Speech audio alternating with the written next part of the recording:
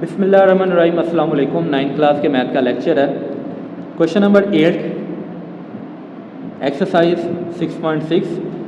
Major of an angle of elevation of the top of a cliff is 25 degree.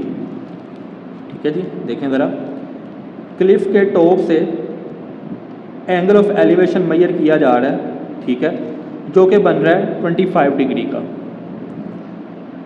On walking 100 metre toward the Cliff.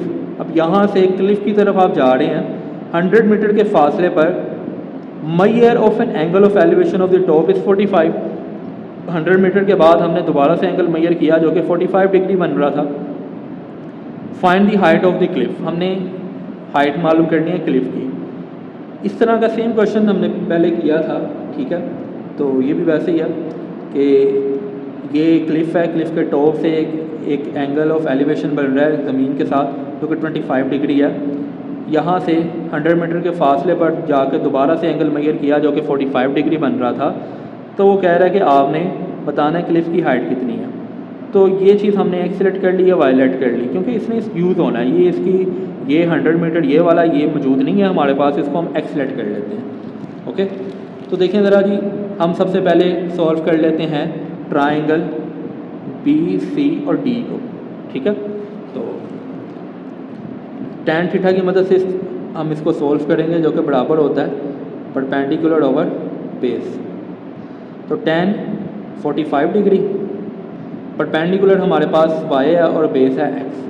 Okay, tan 45 1 होता है is equal to Y over X. अब x इधर आके जब multiply होगा तो x is equal to Y आ जाएगा। इसको आप इक्वेशन 1 का भी नाम दे सकते हैं।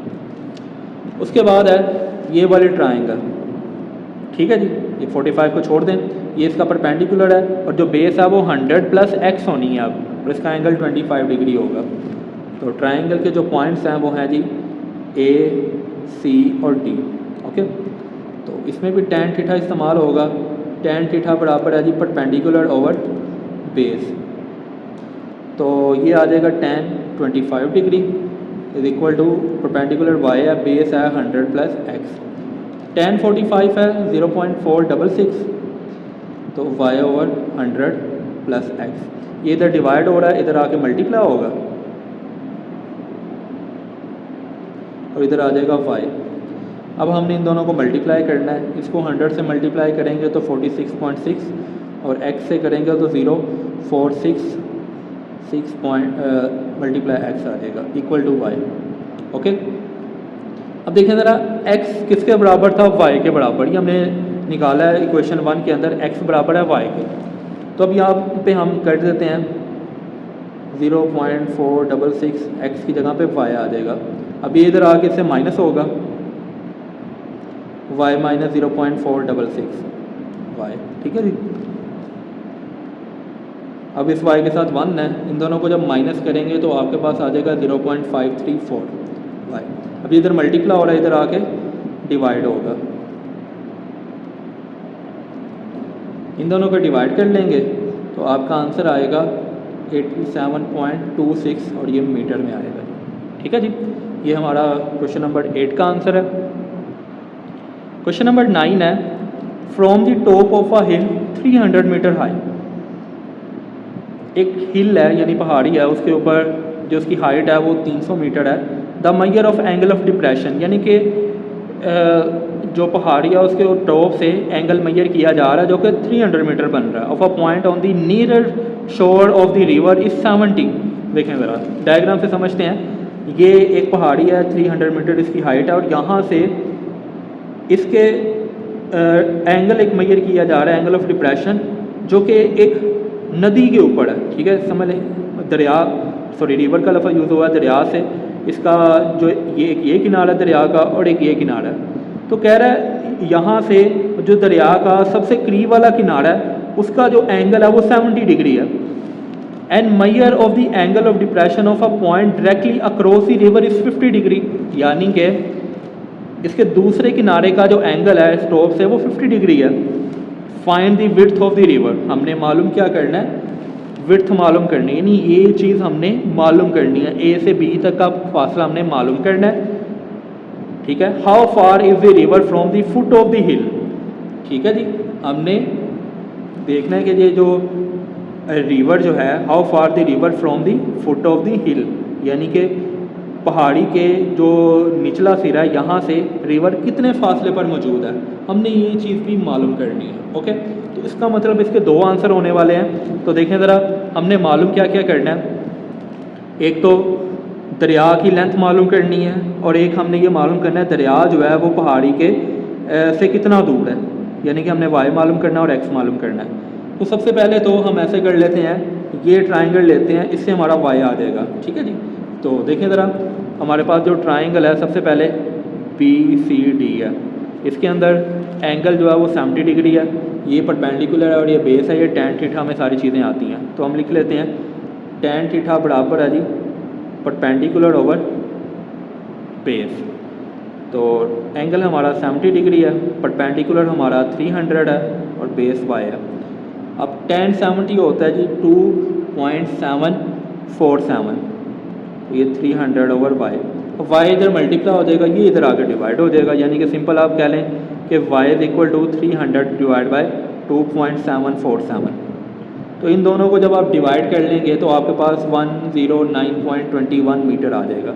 तो ये वो फासला आ गया जितने फासले पर पहाड़ी से दरिया मौजूद है। ठीक है, तो y निकल आया। अब हमने दूसरी ट्राइंगल सॉल्व करनी है जो कि हमारे पास है AC और D। ठीक है जी, देखें ज़रा, AC और D, ये हमारे पास ट्राइंगल है AC और D। इसका जो बेस है ना वो x + y होगा और परपेंडिकुलर 300 मीटर है और एंगल अब 50 आ जाएगा। तो tan थीटा इस्तेमाल करेंगे हम। tan थीटा जो है वो बराबर होता है जी परपेंडिकुलर ओवर बेस। एंगल आपके पास 50 डिग्री है, परपेंडिकुलर 300 है और बेस आ जाएगा x + y। tan 50 बराबर होता है 1.1917 और ये ऐसे ही आ जाएगा। अब ये इधर डिवाइड हो रहा है, इधर आके मल्टीप्लाई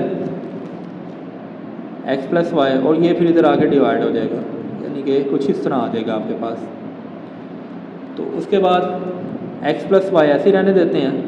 300 को 1.1917 से डिवाइड करेंगे तो आपके पास आ जाएगा 251.74। ठीक है जी, अब हम y की जो वैल्यू हमारे पास आई थी, put y is equal to जो वैल्यू आई थी उसकी, वो हमारे पास थी 109.21 मीटर। ठीक है जी, इस y की जगह पे पुट करेंगे तो ये आपके पास 251.74 आ जाएगा। अभी इधर प्लस का इधर आके माइनस का होगा, x is equal to 251.74 minus 109.21। तो इन दोनों को कैलकुलेटर से जब आप माइनस करेंगे तो 142.53 मीटर आ जाएगा आपके पास।